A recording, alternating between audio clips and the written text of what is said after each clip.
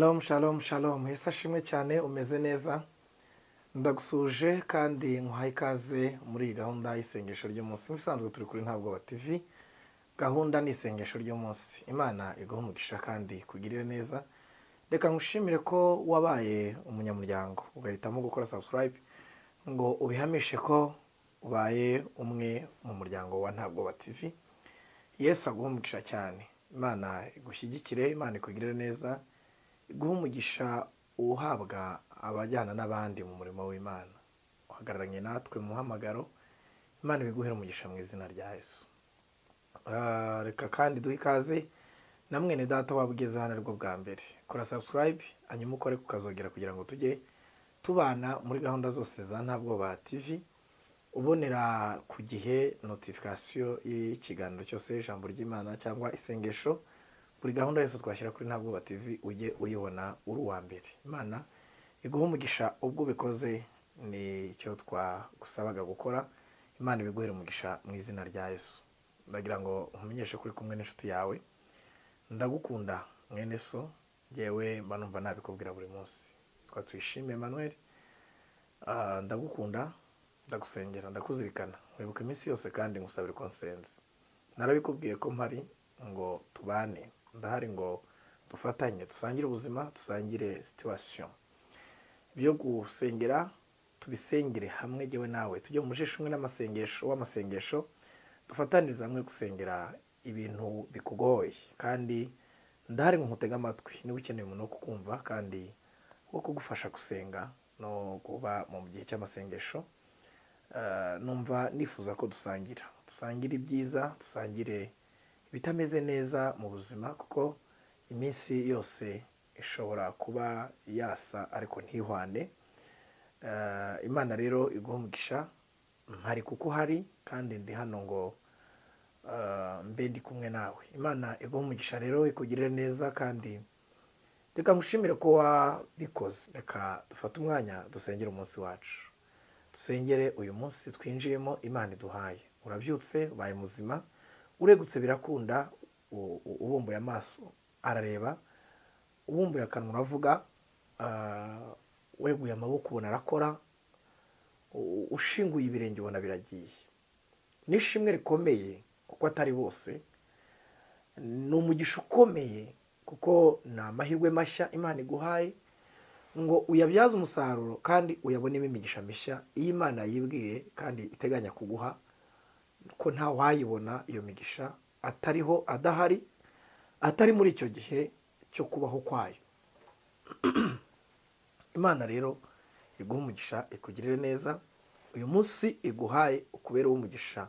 Uyu munsi Imana iguhaye ukubera uw'amahirwe mashya, ukubera uw'umugisha mushya, ukubere uwitangira ry'umunezero wawe. Imana ishyireho ibuye ry'ifatizo ku bintu bitari byatangira, ku bintu wifuje itangira ryabyo nturibone.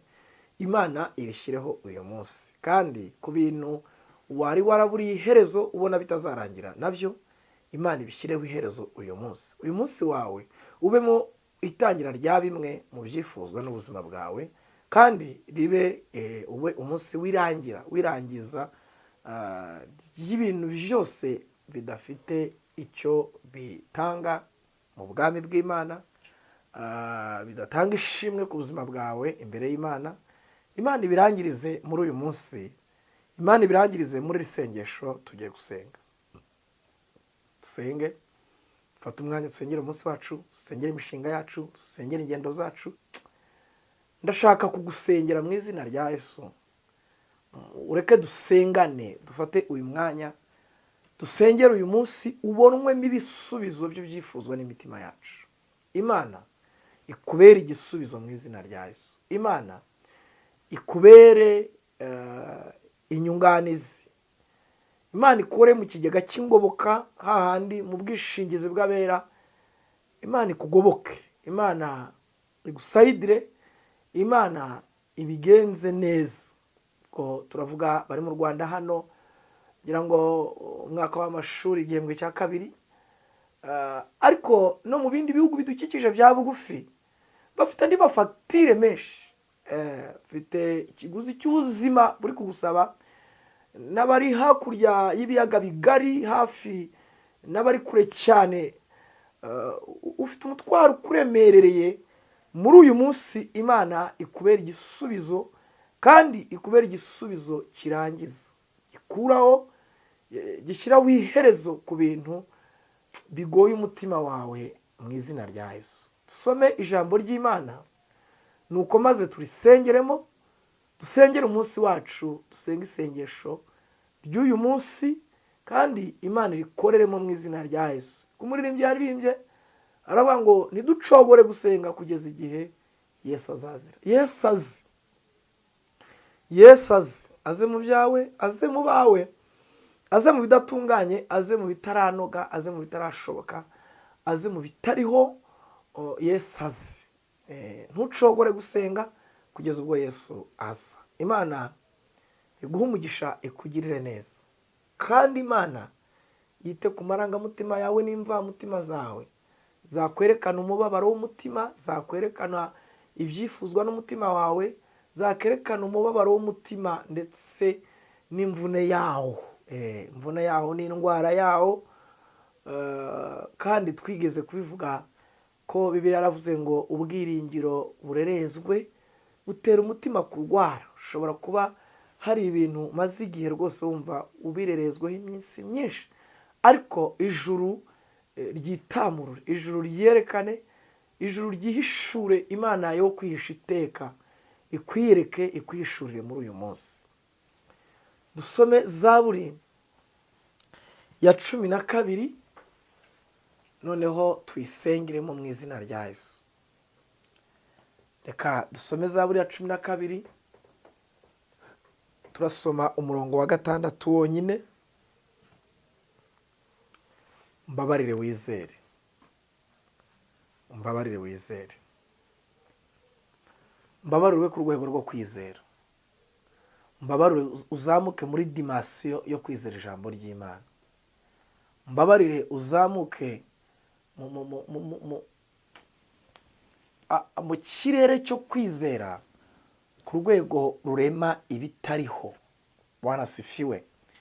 Kwizera kugushakira inzira ahantu itariri, kwizera kurema ibintu bitari biriho bibeho, kandi niyo gahunda yo kwizera. Kwizera kugushakira ibitabonekaga. Bwana sifiwe.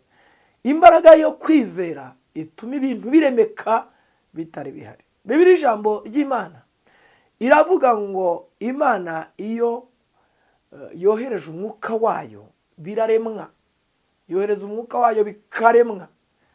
Haleluya. Mu isi yo kwizera dusaba Imana yohereza umwuka wayo biremwe, ikurikirana ijambo ryayo bibeho. Zaburi ya 12, dusome umurongo wa 6. Kubwo kunyagwa k'umunyamubabaro, kubwo gusuza umutima k'umukene, nonaha ndahaguruka, ni ku Uwiteka avuga, ndashyira mu mahoro uwo bacunira ingoni. Amen. Ndashaka ko dusengera muri iri jambo. Umva imvugo y'Imana. Nabasabye kandi niko biri, jya unyumva mu imvugo y'Imana, nyumve mu ijwi ry'umwami. Aya magambo tuba dusomye muri ubu buryo ntukayumve nk'amagambo asanzwe. Ni ijambo ry'Imana, ni imvugo y'Imana, ni imivugire y'Imana, ni akanwa k'Uwiteka kaba kabivuze. Kubyizeza umutima ukabyatuza akanwa kawe ko uhamije ko wizeye ibyo, nicyo kigira icyo kikumarira, kuko ari nta jambo na rimwe rishobora kugukorera keretse ijambo wizeye. Nta jambo ryagira icyo rikumarira ubaye utaryizeye. Haleluya. Ndagusaba wizere aya magambo, kandi ntiwumve ko avuye mu kanwa k'umwana w'umuntu. Umva ukuntu asometse aya magambo. Kubwo kunyagwa k'umunyamubabaro. Interuro ya mbere. Kubwo gusuza umutima k'umukene. Interuro ya kabiri.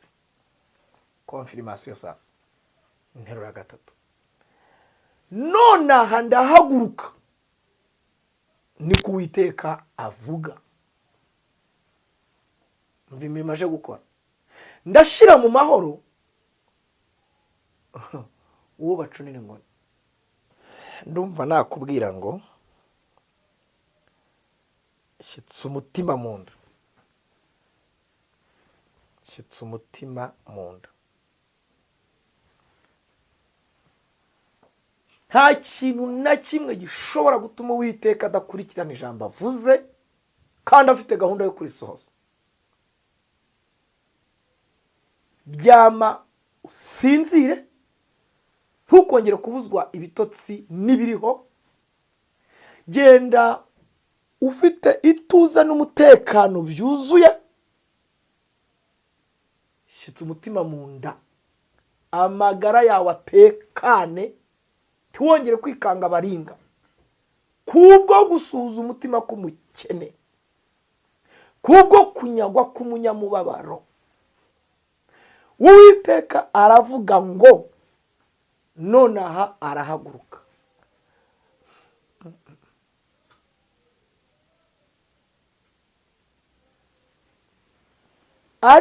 Ari buhagurutswe no kurengera uwarenganijwe, ari buhagurutswe no gutabara uwatawe, ari buhagurutswe no gushyira mu mahoro ucurirwa ingoni, uvugirwa mu rwongorerano, uwashyizwe mu majwi ko ntacyo amaze, uwashyizwe mu majwi ko ari umunyamwaku, uwashyizwe mu majwi ko nta kigenda cye. Haleluya. Uwiteka aje kumara umubabaro umunyamubabaro. Ndavuga hejuru y'ibintu isi yakunyaze mu gihe gishize. Ndavuga hejuru y'ibintu isi yakwimye kandi ubikwiriye, uri umugenerwabikorwa. Ndavuga hejuru y'ibintu isi yakwimye amahirwe yabyo. Bibiliya, imvugo y'Imana, iravuze ngo kubwo kunyagwa k'umunyamubabaro. Ufite umutima, ufite umubabaro w'umutima, ijuru ryagenzuye rikubita ku bipimo n'iminzani biraringaniza, bisanga ufite umubabaro w'umutima. Rero kubwo kunyagwa k'umunyamubabaro no gusuhuza umutima k'umukene, yera irahera mu ijuru ituye ahirengeye, ibibona bitagaragara, ibishura ikabyerekana abantu batabibonye, nguko uko ivuze. Iravuze ngo irashyira mu mahoro uwo bacunira ingoni.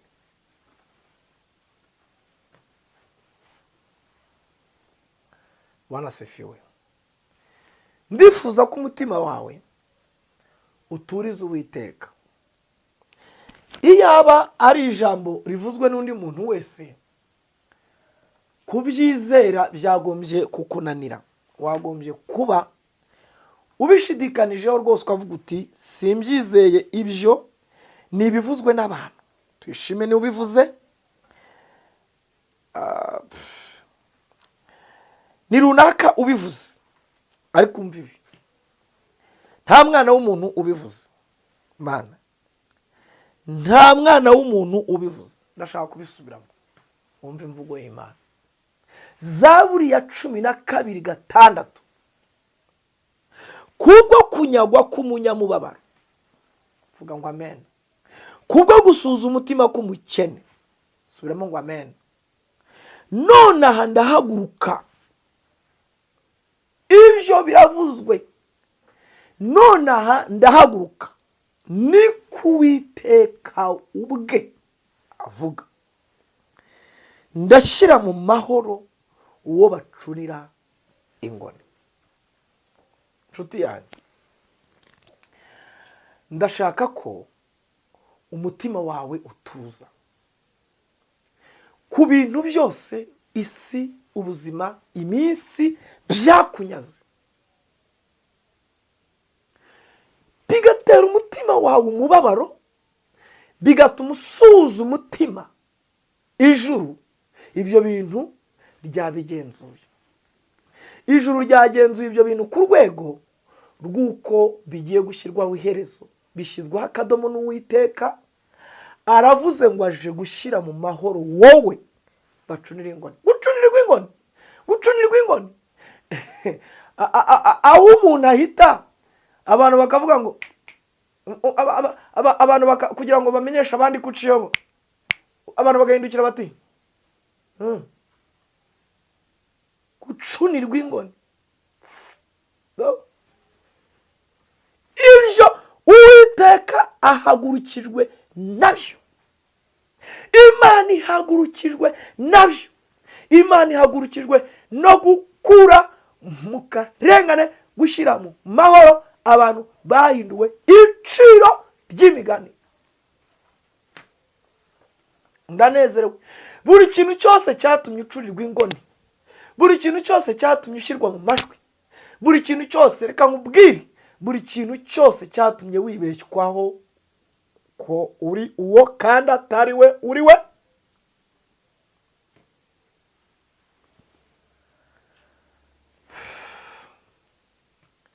Uwiteka aje kubiturisha, kubiha umurongo, kubishyiraho umurongo.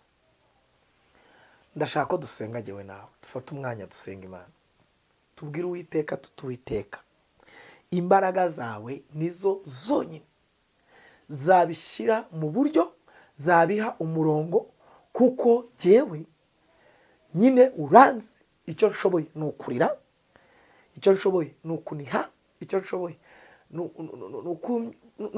ni ukumumiriza iyo ngiye mu bandi, nkishakamo umucyo wo mu maso. Ariko ubundi bwo ndi umunyamubabaro, ndi umunyamubabaro, nsa n'uwamenyereye intimba, nsa n'uwamenyereye agahinda. Umubabaro niwo biryo byanjye, agahinda nibwo buriri ndyamamo. Dusenga Imana kubw'ibi nibi ibi ntibikunda, ibi ntibikunda, ibi ntibishoboka, ibi byaranze. Ibyo byose bigatuma umuntu ahindura amarira amashuka ye n'amakuvureri yo kwiyorosa. Ndashaka ko dusenga. Nabikubwira singira icyo mbikoraho jye, ariko ubwo bivuzwe n'Uwiteka asifiwe, ubwo bivuzwe n'Imana, ubwo bishyizweho umukono n'ijuru, ubwo bihamijwe n'idashobora kubeshya, birabaye mu izina rya Yesu. Imana imfashe unyumve, kuki turi kumva ko ariho ndi kubwira. Birabaye mu izina rya Yesu, birasohoye kubw'Uwiteka, birakoretse kubw'Imana. Kubera Imana birasohoye, kubera Imana bibonye inzira, kubera Imana bibonye uburyo, kubera Imana biratunganye, kubera Imana habonetse ituze, kubera Imana habonetse ihumure, kubera Imana habonetse ibyiringiro bishya, kubera Imana umunyamubabaro agiye kuririmba indirimbo z'amashimwe. Dusenga Imana mu izina rya Yesu. Uwiteka guhera umugisha muri uyu munsi wawe, kuko avuze ngo kubwo kunyagwa k'umunyamubabaro kandi kubwo gusuza umutima k'umukene, ubwo avuze ko none hagiye guhaguruka kabazanywe no gushyira mu mahoro uwo bacunira ingoni. Nibibe bityo mu izina rya Yesu, kandi bibe bityo ku buzima bwawe. Imana iguha umugisha, Imana ikugenderere. Ibikuriza sinzi ibyo ari byo, ibikuriza sinabimenye, ibitera umutima wo guhagarara simbizi, ibyatuma uhagarika umutima ugasuhuza umutima, ukaba umunyamubabaro, umubabaro utari uwo mu maso gusa, ahubwo akaba ari n'umubabaro w'umutima uhinguka mu maso ho mu buzima busanzwe, mu mucyo w'umuntu, mu itabaza ry'umuntu mu maso he.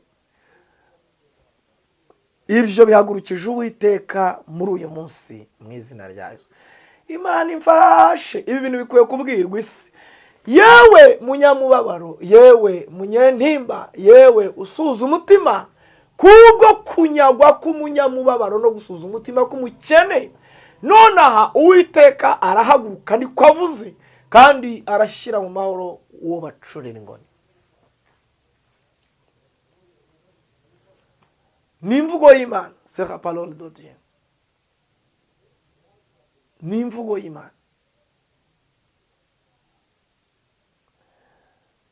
C'est la Bible. Ni impumeko y'Imana ubwayo. Numenya ibi ukabyizeza umutima wawe, ukabyatuza akanwa kawe ko ari igihe gisohoye kubiteka, aza kugirira neza abamaze igihe basuza umutima, ari abanyamubabaro bamenyereye amakuba. Birakubaho, biragusohorera, birakubera bityo kuko wabyijeje umutima wawe mu izina rya Yesu. Ndagira ngo dusenge Imana, dufate uyu mwanya jyewe nawe dusenge Imana mu izina rya Yesu. Imana iguhe umugisha, Imana ikugirire neza, kandi rwose ntukagire icyo ukena, ntukagire icyo ubura.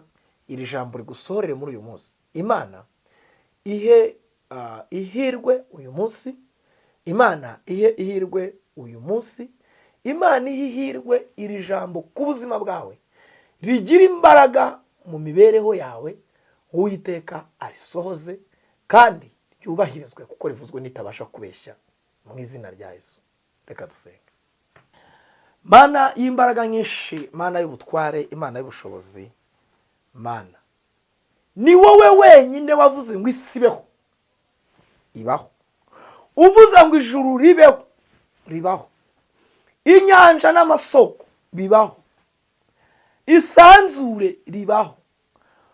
Buri kimwe cyose cyaremwe n'imvugo yawe, cyashyizweho n'imvugo yawe. Si ibyo umurimo umwe wonyine w'intoki zawe wo kurema umuntu. Buri kimwe waravugaga kikaba, buri kimwe wakivuga kikabaho. Niyo mpamvu uyu munsi twizeye ijambo ryawe uvuze, twizeye imvugo yawe mu njyana y'ubuhanuzi, twizeye imvugo yawe mu kuri kw'ijambo ryawe, twizeye ibyo uvuze tutabishidikanijeho, twizeye kuri Imana iduhereye umugisha muri uyu munsi.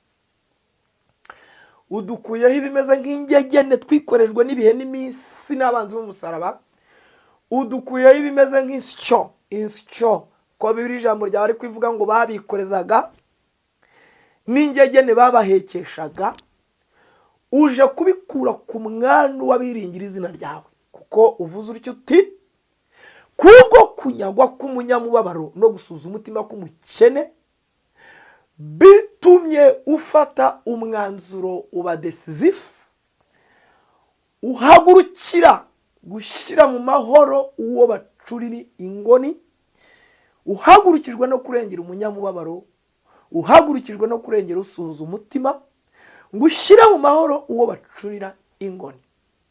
Ndasenze mu izina rya Yesu Kristo. Ndabizi mwene data afite impungenge z'abahagaze ahirengeye ngo barebe uko bizaba, bavuga bati mwe turebe tuzaba turebe nimuze murebe. Ndabizi ubwoba bw'umutima bwamutashye avuga ngo noneho kuri inshuro biragenda biti. Bwana sifiwe. Wow. Afite ubwoba buri nzira yose ari bunyuremo arajya abona ko abantu bose babonye ko bitaratungana, ko bidahari, ko bidafite uburyo, ko bidafite inzira, ko nta bushobozi afite, ko byanze, ko byadogereye, ko byayoberanye, ko nta kigenda. Ndetse n'abavugana n'abaganira arajya yikanga ko babizi ari we bari kuganiraho. Ariko mpumurije umutima we mbiheshejwe n'ijambo ry'Imana n'indahiro yayo n'isezerano ryayo. Navuze ngo umutima we nutuze kubw'imvugo y'Imana, kubw'isezerano ryayo n'indahiro yayo, kuko ivuze itya iti nonaha irahaguruka kubwo gusuza umutima k'umunyamubabaro, wo kunyagwa k'umunyamubabaro no gusuza umutima k'umukene. Ijuru rikaba ryanzuye ko Imana ihagurutse nonaha ngo ije gushyira mu mahoro uwo bacurira ingoni. Imbaraga zishobora byose, imbaraga zirinda abera ikimwaro no kumwara no gukorwa n'isoni, zenterivone, zitabarane, biri emergency, birihutirwa, haleluya, birihutirwa birihutirwa ni ibintu byihutirwa. Isi itaramwota, isi itaramufataho ijambo, isi n'abashinyaguzi n'abacunira ingoni nyine bataravuga bataha batawa batehe, ibyo bitaraba duhamagaye ijuru nk'uko ribisezeranye, nk'uko ribivuze, ritabarane n'ingoga mu bihe byihuse, mu bihe byihuse.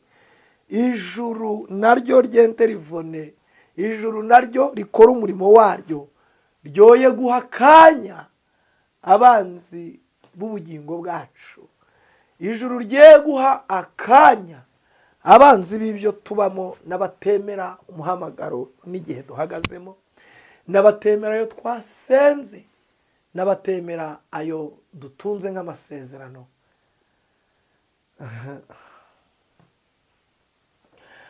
Imbaraga z'Imana zikomeye.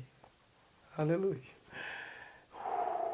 Ijuru rikingura inzugi zaryo n'amadirishya yaryo, ijuru ryite ku mabaro, ku marira n'agahinda abera turi gusengana muri uyu mwanya bafite, muri iki gihe, muri uyu mwanya bari gusenga iri sengesho. Uwiteka arengera intore zifite umutima ubabaye, intore zifite agahinda ko mu mutima. Imbaraga y'Imana, imbaraga y'ijuru, imbaraga ivuye ahera. Haleluya, haleluya. Imbaraga y'Imana itabare, isoni ntizikore abera. Imana ikore mu bubiko bwayo, Imana ikore mu bubiko bwayo, Imana ikore mu nzira zayo, Imana ikore mu buryo bwayo, Imana irengera intore zayo zitakira ku manywa na nijoro. Mana, ndakwereka baduhaye ibyifuzo by'ibitagenda neza, by'ibitameze neza n'ubuzima n'imibereho. Ndabasengeye mu izina rya Yesu Kristo. Uwiteka we ubatabare, Satani atarabanyaga ibyo bagezeho, ibyo bitaga umugisha bahawe n'ukuboko kwawe kwiza, Satani atarabibanyagisha ngo abe arizo nzira n'uburyo no gukemura bimwe mu bibazo bafite. Awe Mana we, imbaraga zawe zireberera abera, zibareberere no muri uyu mwanya. Ushireho uburyo budasanzwe, uburyo butunguranye, uburyo buri rezerive mwari mwarabitse. Ndazihamagaje muri uyu mwanya kugira ngo ijuru rishyireho ubutabazi kuri bene data mu byo barimo, mu byo babona bibasize, mu byo babona bagiye guhitanwa nabyo, mu byo babona bigiye guhitana ibyabo bindi.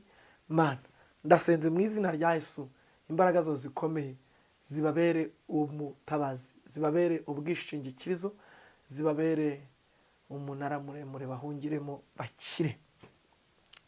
Urakoze ko utugiriye neza, urakoze kutabaye, urakoze kurengera intore zawe, abo dusengera ku manywa na nijoro, abo twikorerera imitwaro, twikoreranira imitwaro, dusengeranira. Ndabasengeye mu izina rya Yesu. Imbaraga zawe zikomeye zitabarane n'ingoga, ubarengere imitsi y'imitwe itaraturika, ubarengere imitwe yabo itari bagirwa gusinzira kubera guhangayika, batabare imitima itaragira pressure, bataragira depression. Barengere mu izina rya Yesu Kristo, ubereke ikimenyetso cy'ibyiza, tutabavuze amazina yabo, tutameshoninze aho baherereye hose. Turabizi ko ubizi, ubazi, uzi aho bari nuko bameze. Ndasenze mu izina rya Yesu ngo imbaraga zawe zikomeye zitume bagira ihumure riturutse kuri wowe, bitazanywe n'ikindi atari amagambo gusa, ahubwo biremwe n'igikorwa n'imirimo ubaremeye, ubakoreye, ubasoreje, ubahaye. Urakoze ko ubikore kwibahisha. Izina ryawe rishyirwe hejuru, izina ryawe rihabwe icyubahiro, izina ryawe rishyirwe hejuru, ritangarirwe n'amahanga yose ko uri Imana itabara, bagire bati nta rindi shyanga rifite Imana ifite imbaraga nk'Imana yabo. Bavuge bati kandi nta yindi Mana ibasha gukiza bene aka kageni ishyanga riyiringira. Ndagushimiye ko ubidukoreye, ndagushimiye ko ubituremeye, ndagushimiye ko ubidusohoreje. Izina ryawe nirihimbazwe, izina ryawe nirishyirwe hejuru. Urakoze ko utwiyeretse utatwihishe, urakoze ko utwigaragarije utadukwepye, urakoze ko utubereye Imana n'umurengezi. Izina ryawe nirihabwe icyubahiro, izina ryawe nirishyirwe hejuru. Bwa byose tubisabye Imana twizeye kandi dushima ko bibaye bityo, mu izina rya Yesu Kristo umwami wacu, amen. Imana iguhe umugisha, Imana ikugirire neza, Imana ikwiteho, Imana iguha amahoro. Numva nagukiye kugusengera kandi Imana iramfasha. Ndabizi ko utazabura kubona ineza y'Imana ivuye mu masengesho. Uyu munsi ukubere mwiza, ubonemo ihirwe rishya. Uyu munsi ukubere mwiza, ubonemo isumbwe. Uyu munsi ukubere mwiza, ubone ibisumbye by'umutima wawe wifuzaga. Imana iguhe umugisha. Nk'ibisanzwe ni mwene so muri Kristo Yesu. Ndagukunda, ndagusengera, ndakuzirikana, nkwibuka iminsi yose kandi nkusabira ko nsenze. Imana nkorera iteka ihe umutima wawe ihumure riturutse ku mirimo y'amaboko yayo. Imana iguhe umugisha mu izina rya Yesu, amen.